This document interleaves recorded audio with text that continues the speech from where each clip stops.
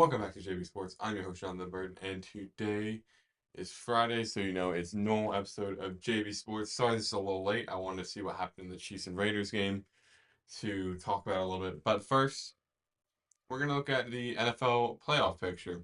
So, clinched the playoff spot. The Chiefs have since they beat the Raiders, which, you know, mm, they could have, probably should have lost that one, but it is what it is. They squeaked it out and they won. And the second spot is the Bills. I think they'll pretty much clinch it if they beat San Francisco, which is probably very, very strongly in their favor in that one. The Steelers, Cincinnati. Steelers can definitely win. I do think the Steelers should win. Then you have the Texans versus Jacksonville. Texans definitely win that. So these are the next matchups for these playoff positions, spots for the playoffs. Yeah, Texans beat Jacksonville. Ravens versus Philly is going to be a big game because Philly is number two in the playoff hunt on the second side, but there's a whole other thing going on there which we'll talk about. Next one, the Chargers versus Atlanta. Again, this is two playoff potential teams going against each other.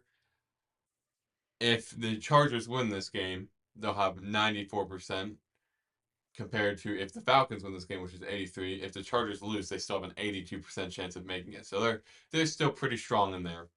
Then you have the Broncos, who are in the seventh seed. So it was Chiefs number one, Bills two, Steelers three, Texans four, Ravens five, Chargers six. Broncos seven. If they win, they'll have a 76% chance of staying in, and if they lose, a 50% chance. Which, if you look at the team they're going against, Cleveland, they have a good chance to win. To be fair, Cleveland has beaten some tough people recently. Jameis Winston has beaten the Ravens and the Steelers, two high playoff caliber teams. So we'll see what happens against them. And then on the NFC side, this is so far in the hunt, of course. Well, not in the hunt, yeah, for the NFC because no team has clinched it. The Lions beat the Bears. The Bears, I will talk about that in a minute. That game was crazy. Then you have, so they have a 99% chance of making it. So they pretty much clinched it. They haven't put them in a clinch spot yet, but they pretty much clinched it. Eagles, they're also pretty much clinched it with the Commanders losing to the Cowboys. Unfortunately, you'll have the Eagles making it. They're the head of the division. I don't think they can lose the division really because the game's coming up. They're against Baltimore though, which is a big game, and if they lose, there's still 99% chance of making it. So this is like a game, probably a clincher. I'm gonna be honest. Seahawks. This is a more difficult team to make it in. It's probably, so far it has the lowest percentage, even if they win. So the Seahawks, number three in the NFC, because they're on top of their division, against the New York Jets, which easy that you can easily beat that team. Almost every team has a chance to beat them.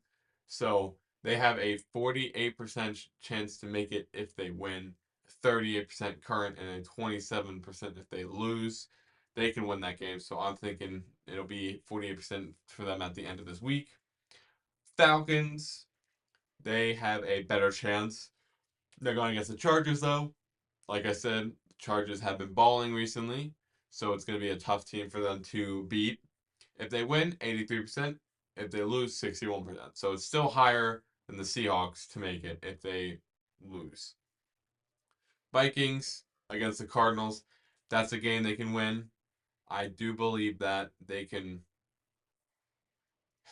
beat the Cardinals. The Cardinals have been off and on. They've lost really bad to the Commanders, and then they've won games that they probably shouldn't have won, or they won by a lot. So we'll see how that goes. Again, that was a different Commanders, so it's a struggle bus for them. Next, the Packers. Playoff probability 96%. It doesn't, since they won. They beat the Miami Dolphins. It doesn't show a different percentage because, of course, it is just what it is right now, 96%, which is pretty good odds for them. If the Bears were better, if they could win games, they'd be in there, and it'd be four of the NFC North in. the whole thing like the Commanders could have done a few years ago, but we sucked. So going to the Commanders, we are playing Tennessee on Sunday, which I will be at that game. But it is a 71% chance if we win, a 60% chance currently, and a 42% chance if we lose. So my thing is, we lost to the Cowboys. We lost to the Eagles, and we lost to the Steelers, which are, you know, not amazing ones to lose, but they're okay losses to take, right? The problem is we lost to the Cowboys, which is a very, very big loss for us. You do not want to lose to a team of that caliber because it's a game we should have won. We got close to winning again, but Austin Seibert missed the kick. Thank you, Austin Seibert, for missing. Not really. And we could have been back up there with the Eagles, maybe, but we lost, unfortunately. So we're on the cusp. So on the bubble for the AFC side, you have. I'm just gonna go to the first, the other. We'll go to the two other teams, or just someone with the high. We'll go with highest percentage to make it, which the highest 2% chances to make it if they win are the Colts. If they beat New England, which is definitely a possibility, they have a 35% chance to make it. And if the Bengals win against Pittsburgh, which is not looking like it for right now just because they have not been playing well, they'll have a 24% chance to make it. While Joe Burrow has been playing very good, the rest of the team has not been helping him so much. So, Bengals and the Colts have the biggest chance of making it if they win, but they're probably not going to make it. But on the NFC side, it is a totally different picture. A lot of these teams have a very strong percent chance to make it. Just so you know, though, the Raiders and the Giants have officially been eliminated from playoffs. So sorry if you're fans of those teams. Wait the season out and then choose who you least hate to win the Super Bowl. That's really what I do. So going into the NFC side, I'm gonna do two of the highest teams again, and then I'll just say maybe like one interesting team. So Cardinals, if they can beat Minnesota, they will have a 67% chance to make it into the playoffs. And if they lose, they'll still have a 44% chance. While on Tampa, this is a big game for them to win. It's against Carolina. While Carolina almost knocked off the Chiefs last week, they're still a bad team overall, but they're having an upswing. So it's not a team where you should take it lightly, to be fair. Because if they can do that against the Chiefs, they can do that against any team and possibly win again. So, Buccaneers don't take it lightly, but if you win, 56% chance to make it. Again, that would have to mean the Falcons would lose, and it would kind of change the odds of the whole division. But we'll have to see if Chargers can beat the Falcons. And then just one that's kind of fun, just the Rams. Honestly, it would be so much fun if somehow they can pull it out and make it to the playoffs. I mean, if they win, they only have an 18% chance. So they really have to win like every single game, and the Falcons have to lose a lot. So that's gonna be a little rough for them. They're going against New Orleans, so that's a game that they can win, and they can probably win with ease. But you don't know if that's gonna happen. And then the losers in the championship last year, 49ers in the Super Bowl, lost to the Chiefs. They have a 27% chance to win. But of course, like I said earlier, they play Buffalo, so they're gonna have a 10% chance to make it after they lose. And the Rams 6% if they lose, and Pampa's 26, and then I think I said for Cardinals 44% chance if they lose. And then the rest of the teams, there's not really a chance. So that's the big playoff picture. I think the teams that are must wins if they want to even see playoffs like that are in the hunt to keep the division high and to really cement your legacy for the season. Steelers going to like the Cincinnati Bengals. They need to win this game. This is a must win for them. They're above the Ravens, I believe, right now. If you look at the standings, they are on top of the Ravens by one game, I believe, because they won a division. Since they won division against them. So if they want to keep this up, they need to beat the Cincinnati, give them one more division win, and then they need to somehow beat the Ravens again, which is a hard thing to do because you usually don't beat a team like that twice, even if you're on the same caliber. It usually just, you know, equals out. So those are the games you need to win where you can easily beat a division rival. Because recently, and for a long time, it's really been the Ravens and the Steelers just beating down on the Browns and Bengals. Unfortunately for them. But you can make it work. So another team that needs a must win. I'm gonna go to my Commanders because the Eagles, they're making it no matter what, really. I don't think since we lost to the Cowboys, we are not winning the division. Unfortunately, we can't win the division. So that sucks for us, but that's just the truth. So they have a 99% chance to win. So it doesn't matter if they lose to the Ravens. The only thing that matters for them is their pride because if they do somehow make it to Super Bowl and the Ravens do, knowing that you beat them in the season would give you a lot more of like a bounce up for the Super Bowl, but that's a whole nother thing. They got to make it there first. And the Ravens would have to make it there, which they almost did last year, but game kind of got screwed up. There's some trash talk going on. Interceptions, Zay Flowers in the end zone. I won't talk about it. Another team but I'm saying must win. Commanders. This is a team you're going against the Tennessee Titans, who have been getting beat down on the first half of the year. They've come back a little bit, but you can put the nail in the coffin on them this week. And we've had some struggles. Our offense has been faltering.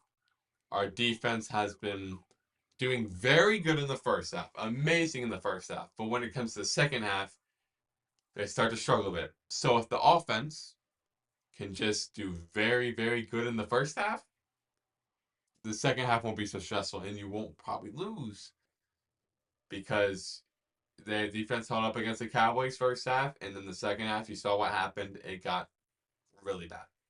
So after that, the other teams, I mean, I guess the Falcons are a must win, but they're not as much as the Commanders because the Commanders are in the last spot. They're on that teetering point where the Cardinals are like right there. They're teetering back and forth. So we'll see what happens. The Commanders have a bye week after this week. So if the Cardinals win both, we go from seventh to eighth, or maybe seventh and ninth, depending on how the other teams perform. Because if the Bucks win this week, they'll be the same record as us, and if they have more division wins, well, I don't remember how many division wins they have, but if they do, they'll go up on us and we'll be even further down. So it's a must win for the Commanders if we want to stay in playoff contention. Because if you don't, like, I'm going to be honest, if you don't beat the Titans, something's really wrong. Because we have a few hard games coming up. Titans should be an easy game. Saints, Marshall Lattimore, this is the game I want him back. I think we can beat the Titans without him. I can't be for sure because we lost to the Cowboys. But I try to rest him and get him back for the Saints because that's where our like that's where our playoff push finally really starts. So you want to have him healthy for that. Next, after them, the Eagles. We played okay. Like I said, the second half is where the defense let up. This is a game we're probably going to lose again. I would love to say we can split with the Eagles, but I don't know if we're going to see that. So these two games, they're important to win. Next, after that, the Falcons. The Falcons started hot. They started to simmer down. They started to fly low. That is a game we could sneak at past and win. I would hope so. It's a 50-50 to me. I think we win, and I would love to win because it would keep us in playoff contention. And then the last game of the season, the Cowboys. Please, for the love of the Lord, beat the Cowboys at the end of the season. We shouldn't have won. We shouldn't have lost last week. We didn't deserve to win last week. We have a second chance to look better and to beat the Cowboys. Don't make Cooper Rush look amazing for a second time, please. Okay.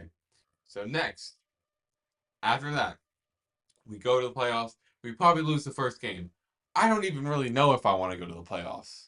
It would be cool, and I've seen this in the playoffs. I've never seen us win a playoff game. So even if we did get the bottom, we'd be going against a team like the Eagles, and we're probably gonna lose both games. And in the playoffs, it's gonna be no different. Saquon's gonna be active. Jalen Hurts is gonna be active. Their defense is gonna be active and on it. So it's gonna be that.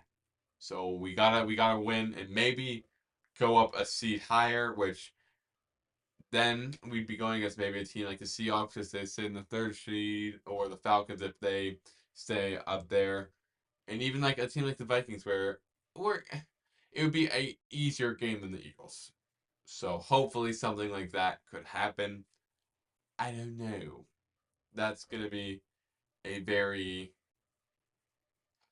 you know, hard game to predict because Commanders, I thought we had a, really good chance of being one of the best teams after first half, and the team never like fails me. They somehow always just slide down and boom. At least last year it was quick. This year it's been a slow burn. And as a Commanders fan, I know this all too well. So I'm just like, I was waiting for it. I got too high off the wins and I got a little too cocky, and then we lost and we lost and we lost again. So it's been a little hard for me to take in because I wasn't used to winning, and then I'm not used to losing when we're good, which we were good. I don't know if we're good anymore, so we're gonna have to see how it goes. But hopefully we can start to bring things back in. Hopefully. But going into the said Commanders, we're going against Tennessee Titans. Listen, before I even say anything else about the team, give Terry McLaurin the ball more. When Scary Terry gets the ball, we do better. Scary made an amazing play last week to get us a something 70 plus yard touchdown to potentially tie the game before Austin Seibert missed it, which he's now on IR. So Gonzalez, welcome back to the starting lineup. Please do better than Seibert. Please. Going into this, like I said, give Terry the ball. We always do better when Terry gets the ball. Then Marshall Lattimore, I'm reading this now. He's doubtful to play, which is okay. I want him resting the whole week. Don't give him a chance to make it injured. If he can play him like a drive or two, get him back into the flow of things, but don't play him hard. So next, Andrew Wiley and Austin Eckler have been ruled out for concussions. I really was scared about Austin Eckler. I felt really bad what happened at the end. It shouldn't have happened. I'm gonna be honest, and I feel terrible. I'm happy he's okay. I really thought something really, really bad happened. Concussions are still really bad, and the concussion he had was bad. But I'm happy nothing worse happened. So prayers up for him. Andrew Wiley, it sucks to have him out. We're not gonna have a full line for another game, which is something we're so used to. So hopefully our line can still hold up. Because, like I said, Marshall Lattimore is doubtful, so he will not. He won't play. I don't suspect him to play. But on the flip side, someone who fully practiced today, Brian Robinson, we're way better when he's on the field, when he's not hurt. He did a full practice day, so hopefully he's not going to play injured again. If he is injured, let him sit. I mean, Jerry McNichols and Chris Rodriguez, they can work. We can make them work, but I wouldn't fully rule him in, but I would not rule him out at really any spot. It's weird. I like if he's healthy, I want to play. If he's even slightly injured, rest him. Please. We don't need him getting injured again. But keys to winning this game really just lie in the offense finally starting to pick it up.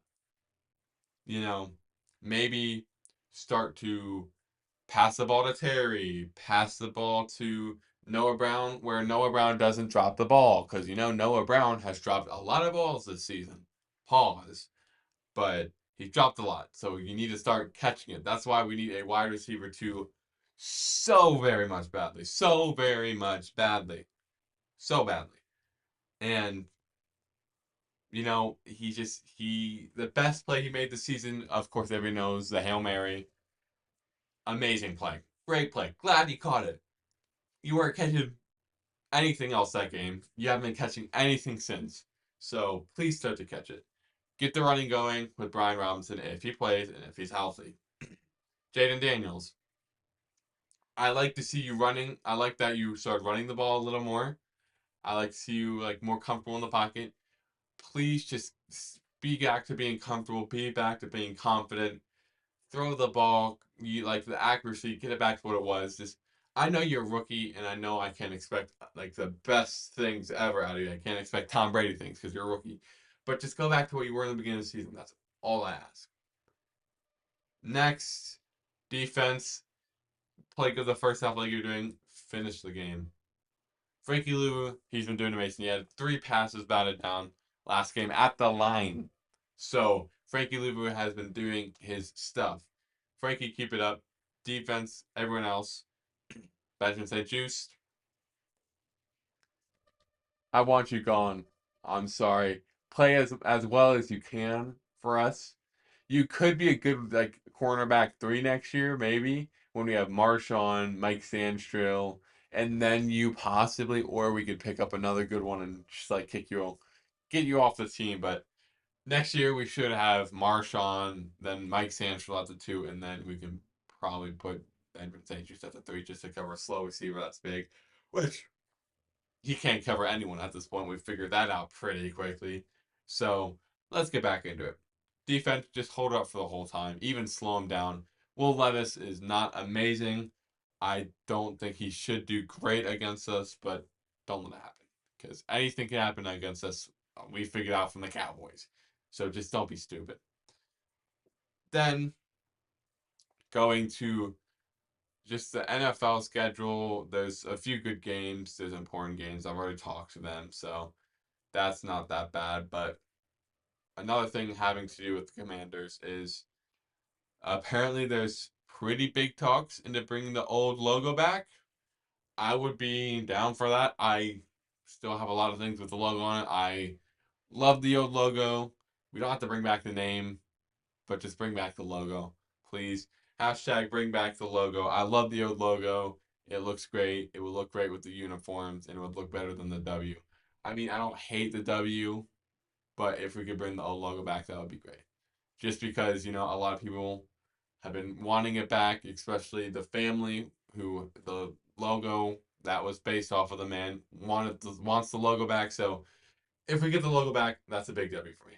We don't have to bring the name back, just the logo. Then just going any other things really going on hasn't been too much. I mean, NBA, the Cup has been pretty entertaining. There's some games going on right now, like Clippers and Timberwolves and Magic and Nets. With the Cup, I think the Rockets were doing pretty good, and I like what we're doing so far. I think it's been very good. I think we're keeping our young team together was really, really fun. It's been very fun. We're leading our group, the West Group A, with 3-0. We beat the Timberwolves. We beat some good teams, the Trailblazers. They did win, but that wasn't a cup game. The other cup game, though, was the Trailblazers game. So it was one Trailblazers game, and there was a Timberwolves game. So we'll see how it goes. I do think we can possibly win it. I mean, our team has been very good just from looking at the standings in the Western Conference. We're the second best team. We're 14-6, while the Thunder are 14-4. The Warriors are 12-6, so we can stay ahead of the Warriors, which would be great. I would love to do that just because the Warriors knocked us out and we could have made the finals a few years ago. If Chris Paul didn't get injured, we would have stayed in, but I don't want to talk about it because I used to talk about it too much and my friends get annoyed. And then on the Eastern Conference side, you have the Cavaliers 17-3 and the Celtics 15-3, and then the Magic 13-7, which is good for the Magic. Paulo Banchero is out, so hopefully for their sakes, they can kind of keep it together. But the big thing to talk about are like the teams that have been good for a while and are starting to decline, like the 76ers. I talked about it last week. The Raptors have been struggling when Scotty Barnes was out, so hopefully he can get back to full potential and start playing well again. And then on the bottom of the other side, you have the Pelicans. The Pelicans are a team you thought were going to be pretty good with Zion and all the additions, and they've been struggling because Zion can't stay healthy. But on that side, the team that surprises me the most are the Timberwolves. 8-10. They're on a 4-game losing streak. They almost made it to the finals last year. So something is definitely up with them. I think I think just stuff hasn't been clicking without Cat there. I think Cat was a very important part to them that they didn't realize. They decided to keep Rudy Gobert, and Cat's been doing all right on the Knicks. I mean, if you look at the Knicks, they're fourth. They're 11-8, which isn't terrible. I mean, some of the wins they're seeing, they beat the Nuggets 145 to 118. You know, they beat the Suns. I think it's Sunsless KD with 138 to 122. So, you know, some of the games you some of the games they're like not the best teams, but they're whooping on the teams that aren't the best. So it's good for them to kind of get those small wins so it adds up and maybe get the team fully together when it comes to the end of the season. But other than that, there's not too many like things to talk about NBA wise. It's just mostly just the cup games, and so far Rockets are dominating. So I love to see it. I love to see it. I hope they can continue. But leaders of the groups, West Group A, Rockets, of course, differential 55. Suns on the West Group B, they're up by 19 point distribution, and I guess well point differential. I guess if they're tied, it really goes off point differential. So like the Suns and Spurs, right now they're tied, but since the Suns have 5 more points differential up, they probably will be the ones to make it. I'm guessing.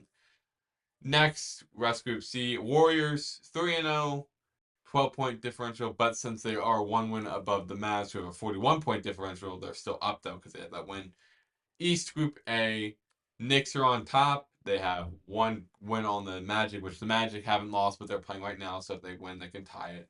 But they have a way higher point differential, 15-37, so they might take the lead in that group. East Group B, the Bucks, they've been doing all right so far this year. They have been amazing. Giannis were in the trade talks, which I talked about last podcast episode. So maybe something's going on there. And the team internally, I mean, their coaches, they got some rough coaches over there. Darvin Ham, hands in the pockets. They got some rough cats over there. And then East Group C, the Hawks, 3-1 above the Bulls by 1 win, and they have the same amount of point differential, but they have zero point 0.5 games back. So the safest team at this point would be the by just games back would be the Rockets with 1.5 games ahead of the Clippers. But apparently I read this wrong. The Suns, Spurs, Lakers are all equal, but I guess the point differential probably will go into play because I think that's why they added it there. But the Warriors are up a game against the Mavericks. The Magic are up the Knicks are up 0.5 on the Magic. Pistons are Bucks are up by on the Pistons by 0.5, and then the Bulls are up by 0.5, and then it's a three-way tie for Suns, Spurs, Lakers, with the Thunder being down 0.5. So the safest team is my Rockets. Love you, Rockets. Love what you're doing there with everyone. I love the whole. I like the unity of the team. I like how we grew the team up, and I really hope we can continue to win because this is a team where I think with some playoff experience in the next few years, we might be able to make a push at the finals. There might be that time where you might want to get that one player that'll help because I do think Giannis would have helped us, and we might have been able to make the finals, but I don't know how much that would have worked. I don't think he would have been the best for our team, just the way we play, and we just Rockets have had a little shady rivalry with the Bucks just because of you know the whole Harden situation with them, but we'll see what happens. The Rockets did recall Cam Whitmore from the NBA G League, so welcome back, Cam Whitmore. Just the players right now. Sengun been playing great. Jalen Green not bad. Reed Shepard. I said he's gonna be the best rookie, which he has not been playing like that yet, but he's a rook. I mean, we have a lot of players that score. He's not even starting line really, so Reed Shepard's been doing fine. 47. Steven Adams, love it. Freddie VanVleet, he was talking smack to the refs the other day. It was hilarious. He's been talking smack his whole career to the refs. Then Dylan Brooks, small forward, he's been doing fine. Amon Thompson, love what he's doing. Terry Easton, love what he's doing. Jabari Smith Jr., he's weird. He has like one really good game a week, and then he like is just slow the rest of them. Cam Whitmore, like I said, welcome back. Jeff Green, he's there. Jock Landale, he's all right. Aaron Holiday, all right. Nate Williams, all right. Sean Tate, all right. Finally, Dante and Jack McVay. Not too important to what we are doing over at the Rockets organization with our winning. I will say a big game is coming up on December 1st, which is Sunday. Which is, yeah, Sunday. We'll be going against the Thunder, which could put us up in the league. We're one game behind, so if the Thunder lose to us, we'll be tied. And if they win, and the next game is for the against the Jazz, which if they don't have Chalgum back, they might struggle a little bit. The Jazz has struggled a lot this year, so they could win that. We could be up because our next game after the Thunder are kind of not bad. The Kings, that might be a little bit. The Warriors will be a big game, and then we'll have the Clippers, and then some of the next few games are kind of cakewalks for us. They should be at least, and then the games start ramping up. But we could very well be number one in the Western Conference really, really soon. So Rockets fan, we are on the upswing. We are doing great. So, other than that, just some news. Matt Eberflus has been fired from the Bears. I think the game against the Lions was very, shall I say, weird. I think they made a lot of mistakes during that game. They did come back to maybe win. Everybody saw it. There was 30 seconds left. Caleb Williams gets sacked, and him or Matt Eberflus don't call the timeout. They should have. I'll just be straight up. They should have called a timeout. It's on both of them. But Caleb could have moved a little faster. I'm not going to put this all on Caleb, and I'm not going to put it on Eberflus. It's a mix of them both. It's like 50-50. And Caleb, he should have thrown it out of bounds. And in that moment, in that moment, you should not. You should know, no matter what, I cannot take a sack. So I think Caleb needs to learn a little bit about throwing it out of bounds. I think that, you know, once he gets out there, he'll be way better for the team.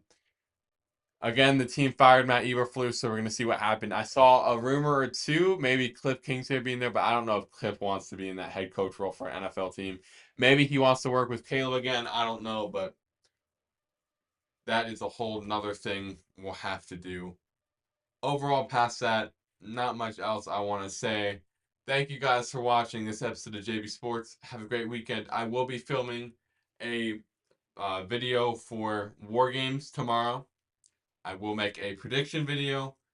I will make sure I do it this time. I'm probably going to, after I edit and post this, I'll probably record that video. And I'll be recording another video. So thank you guys for watching. Have a great rest of your day. Thank you guys for watching tonight or tomorrow, whenever you watch it. Sorry it's late, but I wanted to watch the games and kind of get a hold of it. The Chiefs, a whole nother pie, but bye. Subscribe.